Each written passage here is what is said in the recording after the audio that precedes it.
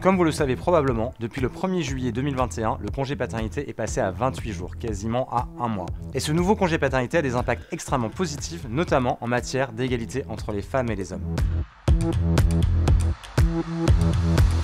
Moins de discrimination à l'embauche pour les femmes et de freins à leur évolution professionnelle, une meilleure répartition de la charge mentale dès la naissance de l'enfant, et enfin un développement des compétences du collaborateur nouveau papa.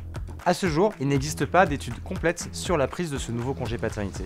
Ceci dit, quelques études nous donnent déjà quelques indices. On sait que la moyenne de prise du congé paternité est passée de 10 jours à 20 jours.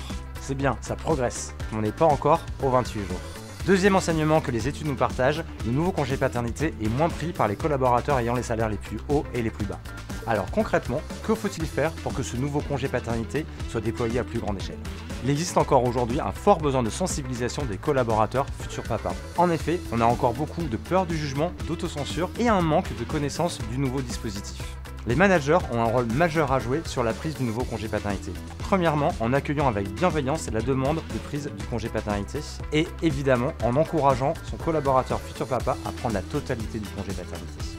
Enfin, en tant qu'entreprise, n'hésitez pas à proposer des dispositifs extra-légaux pour aller bien plus loin que le cadre actuel du congé paternité. Plus long, mieux rémunéré, plein de solutions sont envisageables.